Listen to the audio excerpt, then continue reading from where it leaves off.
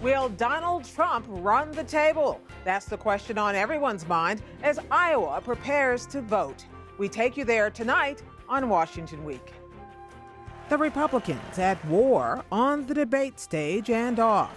This is the lie that Ted's campaign is built on, that he's the most conservative guy and everyone else is a rhino. Chris, I would note that the last 4 questions have been Rand, please attack Ted. Marco, please attack Ted. Chris, please attack Ted. Jeb, please attack Ted. For me personally, a good thing, a bad thing? Will I get more votes? Will I get less votes? Nobody knows. The Democrats go head-to-head as well. If you will stand up for me at the caucus next Monday, I promise to stand up for you every single day as president. Experience is important, but judgment is also important. The choices are more stark than ever. The consequences clear.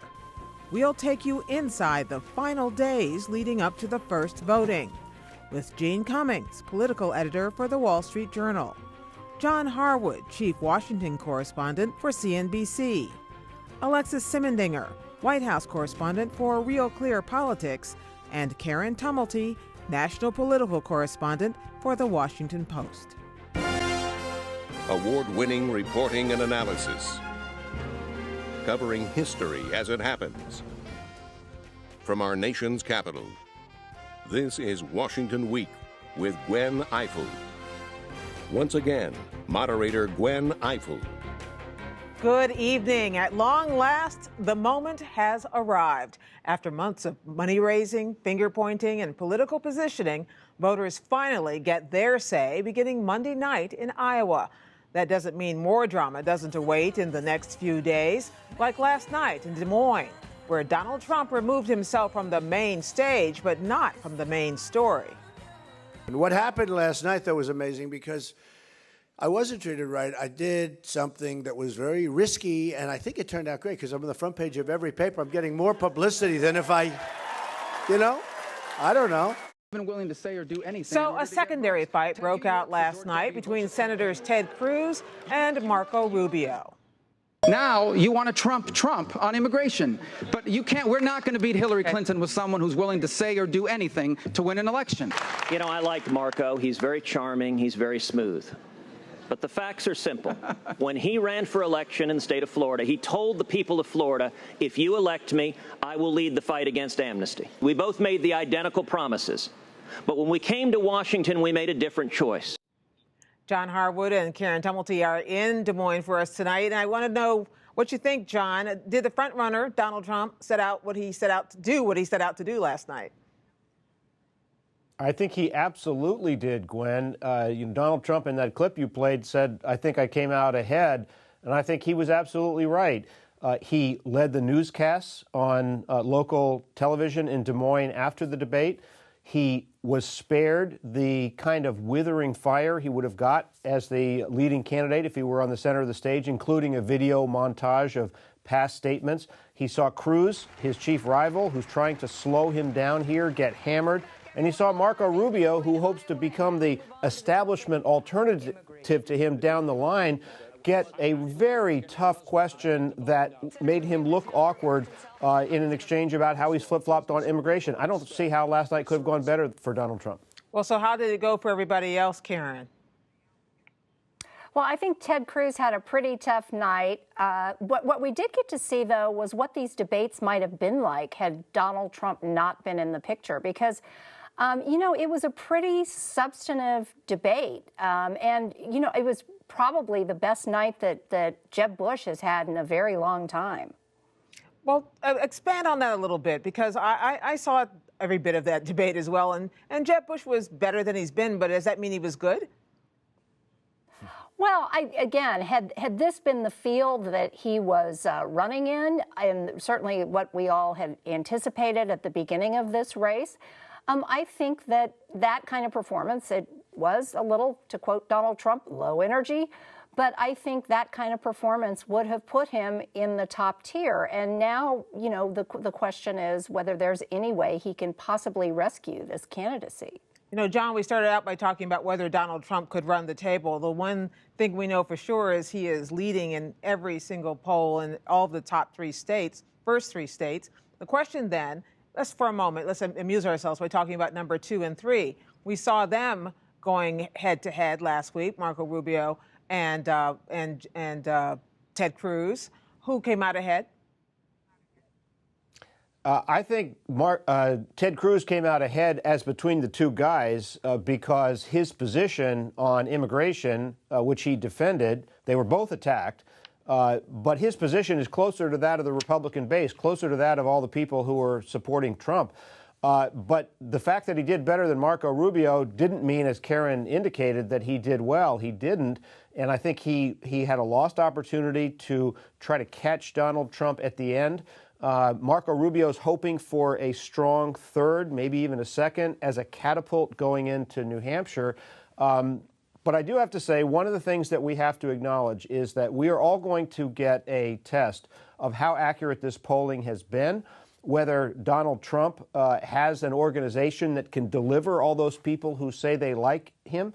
Those are big questions in the Iowa caucuses, and there's been a lot of punditry about it. I have to say, from my own standpoint, you can summarize my assessment of Trump so far.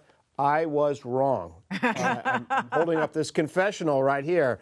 I didn't expect that he was going to be this kind of a factor this deep into the cycle, but we're going to find out whether his support can stick, whether they'll show up for caucuses, and if so, that issue of running the table that you mentioned, that is very much in prospect. Karen, okay, let's talk about admitting things we've been wrong about. We have all been to several of these Iowa caucuses in particular, and they're different from everything else. They're different from a regular primary. So what have you learned from covering these things in the past that apply or do not apply to what we're seeing now? Well, as a sort of exercise in self-flagellation, I went back a couple of days ago and reread the story I had written the night before the Iowa caucuses of 2008 when I was aboard Hillary Clinton's bus. And I can tell you that of everything I wrote in that story, the only thing that wasn't wrong was the date of the Iowa caucuses of 2008. So, who knows? And these two candidates, Ted Cruz and Donald Trump, are making very, very different bets they have different theories of the case about this. Ted Cruz is running an ultra sort of the traditional campaign. You go, you find the voters, you drag them out. It's your ground game.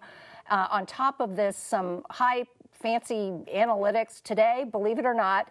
I was at a breakfast where Ted Cruz's campaign manager said their analytics are so precise that at this moment they are fighting over 9,131 voters who are trying to decide between Ted Cruz and Donald Trump. That's how precise they think they've got this.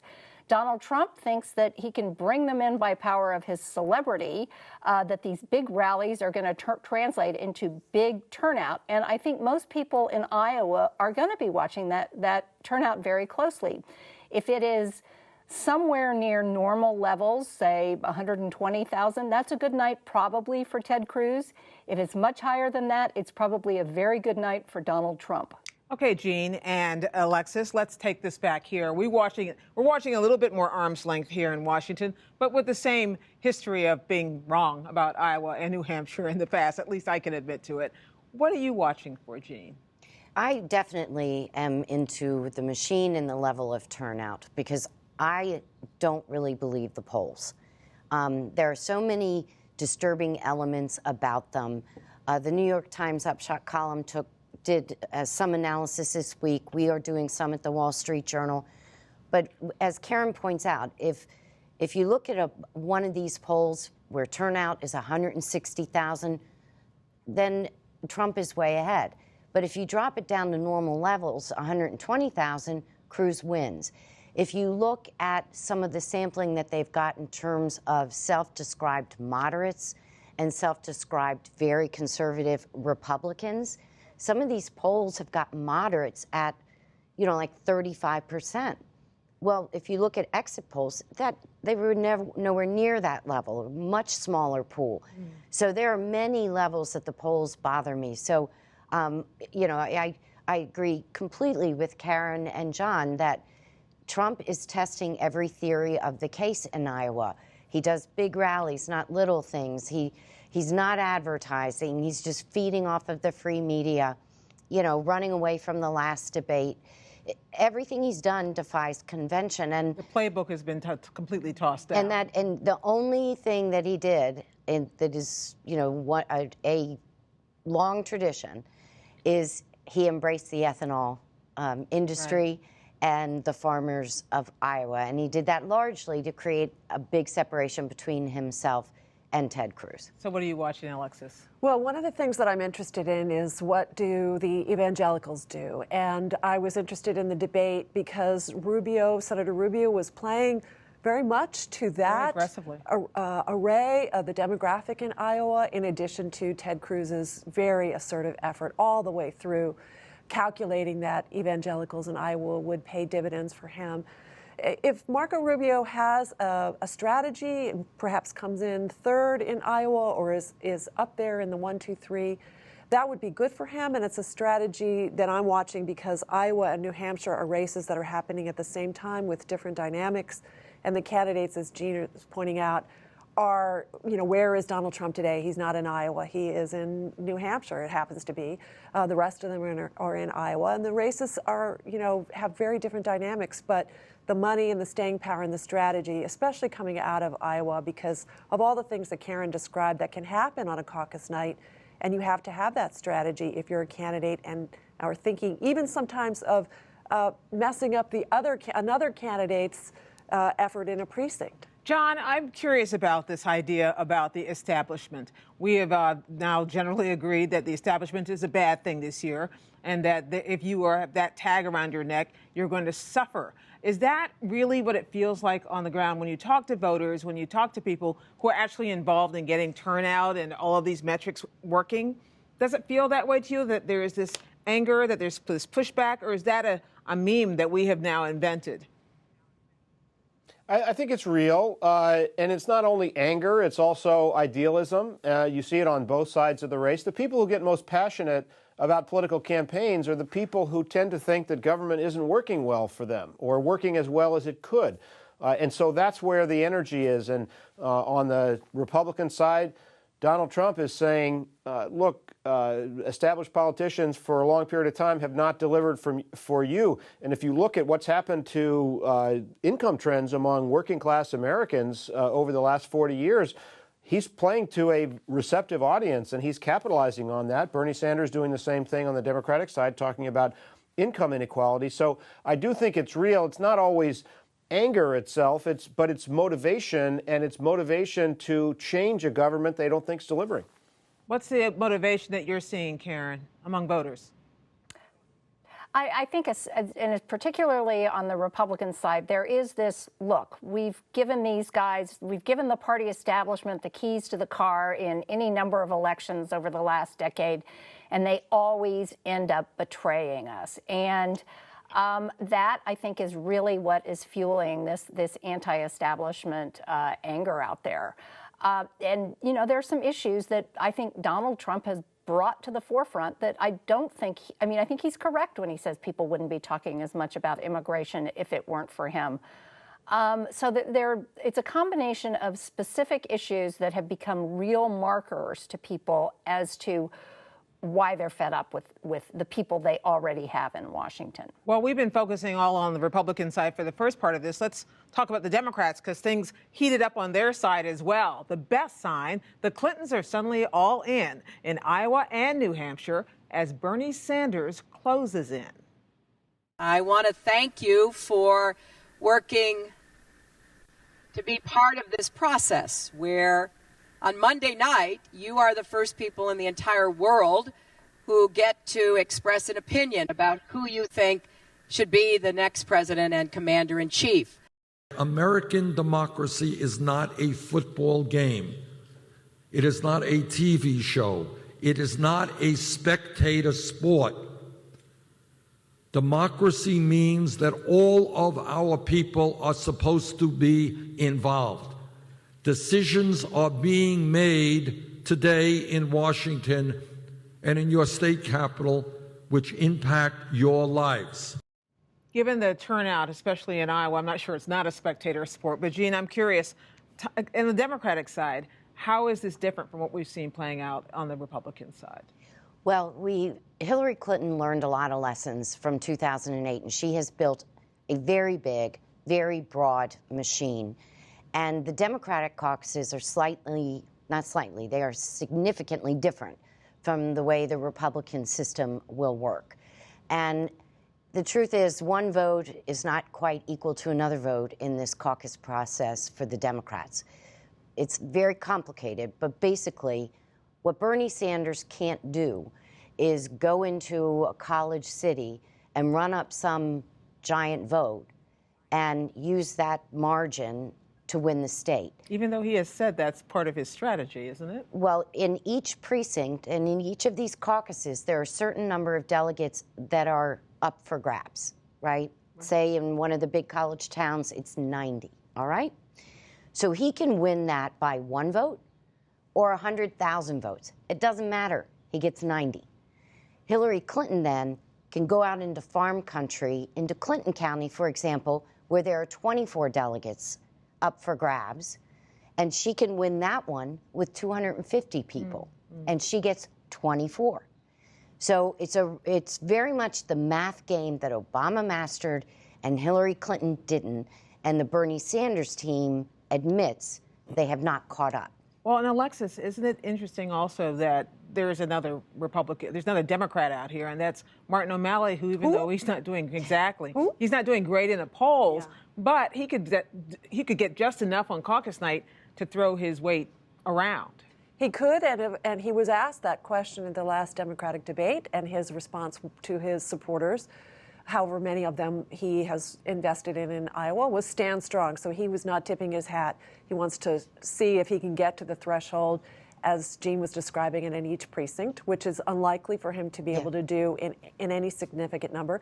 And then his supporters do go up for grabs. They will then move to another side of the room and caucus with another candidate. And there's been very animated speculation about where they would go. Would they go more toward the maverick, revolutionary Sanders folks, or would they consider themselves more the mainstream and caucus more with the Hillary Clinton people? And that is something that the polling will not tell you. It just will not tell you. Well, here's the challenge that she's referring to. O'Malley's what, at 1%, 2%, 3% in the polls. In order to hold your supporters and continue to have sway, he needs 15% of support. That's the threshold level in each of the caucuses. That is very hard for him to make. They'll be free probably almost everywhere after the first ballot. And Karen, you want to jump in? Well, you do get some counterintuitive strategies going on here. For instance, the Clinton precinct captains are experienced enough to know that there may be instances where, say, Martin O'Malley is just a few people short of that 15% viability threshold. It might make sense for the Clinton people to say, have some of their people go stand in his corner and vote with him just to keep his supporters from spreading and going to Bernie Sanders. There is an effort underway in the Sanders campaign to get some of these college kids on buses and get them back to their hometowns where they can caucus in their parents' precincts and help him out. There's just all kinds of stuff that goes on in the Democratic side. The Republicans sort of just show up, vote, count the votes, go home. But the Democrats, it's Byzantine, this process. John, what kind of pragmatism kicks in, if it does, at this point in this race? Look, I do think it's significant. And the reason is that Democrats are looking at chaos on the Republican side. They know that they don't control the House or the Senate. And I think that though there's tremendous idealism and energy behind Bernie Sanders, I think there's a threshold level of we need to win this election among Democrats. That's going to work to Hillary Clinton's advantage. And I think that we all look back at 2008 and say, look what happened to Hillary Clinton with Barack Obama. Bernie Sanders is not Barack Obama. He does not have the same potential as a general election candidate that Barack Obama did. And I think that will, as well as the lessons that Hillary Clinton and her team have learned that Jeanne just referred to, I think that's going to work to her benefit. If she can win here, and the latest polls have shown she's slightly ahead. That would be a major help to her in as she goes into a daunting landscape in New Hampshire, where she, by all accounts at the moment, is not slated to win, diminish the impact of an adverse New Hampshire result.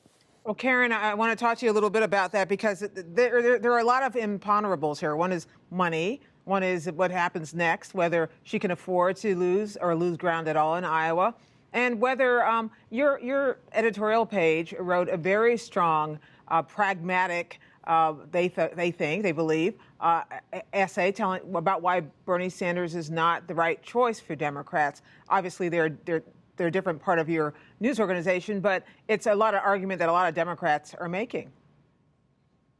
That's right, and you're hearing that a lot more from the Clinton people. It's like, think beyond, think of who is electable in November.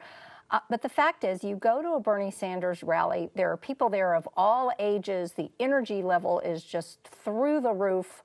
You see that, you know, it feels more like a movement. And you go to the Clinton rallies, it's generally older voters. You know, it feels a little more, to quote Donald Trump, low energy. So what the Clinton people need to do are two things. One is they realize that Bernie Sanders, because of this enthusiasm, has a regenerating money machine that is going to make it possible for him to continue this race for a very long time. And the second thing is that Hillary Clinton's campaign is very keenly aware of the fact that they need Bernie Sanders supporters to be there in the end with them, to bring that kind of enthusiasm to a general election. And they don't want to do anything to alienate them in that sense. So, you know, there's a lot of, you know, caution, even as these two candidates are going after each other a lot more intensely than we've seen. So, Alexis, does that mean that we're frozen in place until after Iowa, that New Hampshire almost doesn't matter until Iowa finally gets on the books? Well, they're happening so rapidly, one after the other, that what happens in Iowa on Monday night will affect what happens in New Hampshire. So they're not two discrete events. But I think what John is trying to describe is, you know, the fear inside the Clinton campaign, especially after she has transmitted to everyone how seriously she took Iowa. So if she loses in Iowa and then goes on to lose to Bernie Sanders in New Hampshire, it does change the dynamic for the Democrats and the Democratic race. And you know, it's a hard message that in some ways that she's trying to say, as Karen suggests, I love you, Bernie Sanders supporters. I love your enthusiasm. I love your idealism. But let's just be pragmatic and stay the course, and let's further, you know, this cause that Barack Obama started. That is hard. That is a very hard message.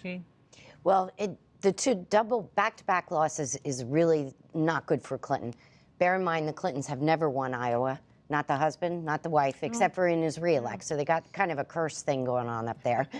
But it doesn't mean the race is over. What it means is that the race then surely goes for a long time. And we saw the last time for Barack Obama, that may not have been so bad. He was able to build a national machine and keep people engaged in the race for many months. Well, thank you both. Thank you, John Harwood and Karen Tumulty out there in Johnston, Iowa, at Iowa Public Television, for joining us tonight. We know you're going to be hanging there through Tuesday. Thank you, Alexis. Thank you, Jeanne. Bye. Keep up with Monday night's results on PBS NewsHour's special coverage of the Iowa caucus. Join Judy and me at 11 p.m. Eastern for the best analysis. And you can follow our panelists online at pbs.org/Washington Week. And we'll see you here next week on Washington Week. Good night.